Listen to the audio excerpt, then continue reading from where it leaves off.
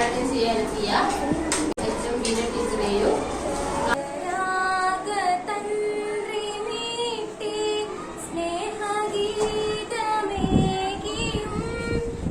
SSKയുടെ ആഭിമുഖ്യത്തിൽ നടത്തുന്ന ഒരു പദ്ധതിയാണ് ബഡ്ഡിംഗ് റൈറ്റേഴ്സ് അല്ലെങ്കിൽ എഴുത്തുകൂട്ടം വായനാകൂട്ടം. ഇതിന്റെ ഭാഗമായിട്ട് നമ്മുടെ സ്കൂളിൽ പ്രവർത്തനങ്ങൾ നടന്നു വരുന്നുണ്ട്. കൂടാതെ ബഡ്ഡിംഗ് റൈറ്റേഴ്സിന്റെ വക നമുക്ക് സ്കൂൾ ലൈബ്രറിയിലേക്ക് 6000 രൂപയുടെ പുസ്തകങ്ങളാണ് ലഭിച്ചിട്ടുള്ളത് കഴിഞ്ഞ വർഷം. അപ്പോൾ അതിന്റെ ഭാഗമായിട്ട് നടത്തുന്ന ഈ ശില്പശാലയ്ക്ക് എല്ലാവിധ ആശംസകളും നേർന്നതോടൊപ്പം ഈ ശില്പശാല ഉദ്ഘാടനം ചെയ്തതായി അറിയിക്കും.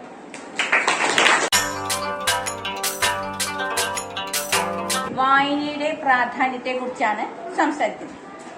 അപ്പൊ ടീച്ചർ നിങ്ങളുടെ അടുത്ത് എന്നും പറയുന്ന ഒരു കാര്യമുണ്ട്, അരമണിക്കൂർ നമുക്ക് വായിക്കണം.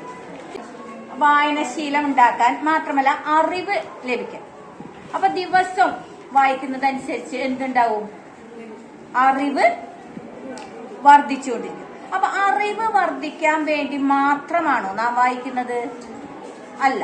പിന്നെന്താ? മാനസിക സമ്മർദ്ദം ഇല്ലാതാക്കാനും കൂടി വായന നല്ലത്. അപ്പോൾ എല്ലാവർക്കും നമസ്കാരം. ജീവിതത്തിലായാലും മരണത്തിലായാലും സങ്കടപ്പെട്ടിരിക്കുന്ന ഒരാൾക്ക് നമുക്ക് നൽകാൻ കഴിയുന്ന ഏറ്റവും വലിയ ദിവ്യൌഷധമാണ് ചിരി. ജീവിതത്തിന്റെയും മരണത്തിന്റെയും ഇടനാഴിയിൽ നിന്നും തിരിച്ചെത്തിയ എനിക്ക് നിങ്ങൾക്ക് നൽകാനുള്ളതും ക്യാൻസർ വാർഡിൽ നിന്നും പെറുക്കിയെടുത്ത ചിരിയുടെ തുണ്ടുകളാണ്. ഈ വാക്കുകൾ കേൾക്കുമ്പോൾ തന്നെ നിങ്ങൾക്ക് എല്ലാവർക്കും മനസ്സിലാവും ടീച്ചർ ഏത് പുസ്തകമാണ് നിങ്ങൾക്കിന്ന് പരിചയപ്പെടുത്താൻ പോകുന്നത്.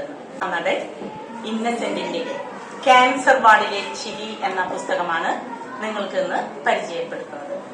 അദ്ദേഹത്തിന്റെ ഓർമ്മകൾക്ക് മുമ്പിൽ പ്രണാമം. 1948 ഫെബ്രുവരി 28 ഇരിങ്ങാലക്കുടയിൽ ജനിച്ച അദ്ദേഹം മരണപ്പെടുന്നത് 2023. ഒരു ഇച്ഛാശക്തിക്കും മുന്നിൽ മരണം പോലും വഴിമാറും എന്നുള്ളത് നമ്മൾ തിരിച്ചറിയുന്നു. നമ്മുടെ സ്കൂളിൽ അവൈലബിൾ ആണ്, നമ്മുടെ ലൈബ്രറിയിൽ ഈ പുസ്തകം കിട്ടും. ഓരോരുത്തരും അതെടുത്ത് വായിക്കും.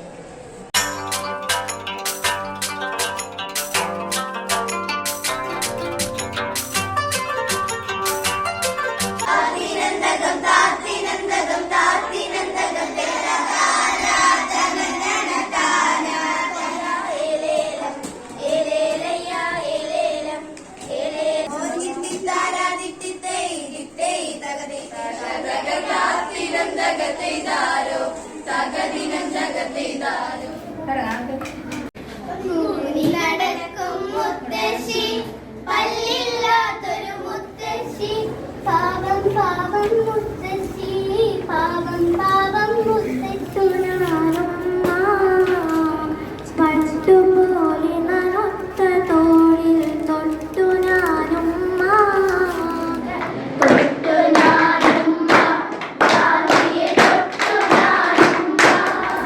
ഒരിടത്തൊരിടത്ത് ഒരു പാവം മുത്തശ്ശി താമസിച്ചിരുന്നു. അവർ ഒറ്റയ്ക്കായിരുന്നു താമസിച്ചിരുന്നത്. മാനം കറുത്തു, മഴ വെല്ലുവിരിഞ്ഞു, കാറ്റു വീശി, ഹായ് മഴ. എന്തിനാ വന്നത്? നിന്റെ കൂട്ടെവിടെയാണ്? അതാ ആ മരത്തിൽ. കൂട്ടിൽ ആരൊക്കെയുണ്ട്? 3 കുഞ്ഞുങ്ങളുണ്ട്. കുഞ്ഞുങ്ങൾക്ക് തീറ്റ കൊടുത്തോ?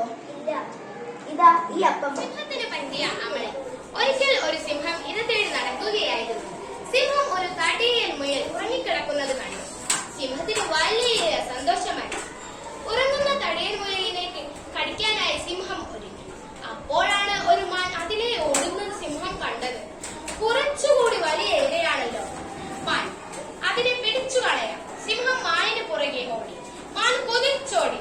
സിംഹത്തിന് മാനിയെ കിട്ടി. ഓടിക്കളർന്ന സിംഹം മുയൽ കിടന്നിടത്തേക്ക് വന്നു. അപ്പോഴോ മുയലില്ല. മുയൽ ഉണർന്ന് ഓടിപ്പോയിരുന്നു. വിശന്നു വലഞ്ഞ സിംഹം ഓർത്തു, മുയൽ മതിയായിരുന്നു. മാനിന്റെ പുറകെ പോയപ്പോൾ മാനുമില്ല, മുയലും. ഇന്നത്തെ ശില്പശാല സംഘടിപ്പിച്ച എല്ലാ ടീച്ചർമാർക്കും ഇതിൽ പങ്കെടുത്ത എല്ലാ കുട്ടികൾക്കും നന്ദി അർപ്പിക്കുന്നു.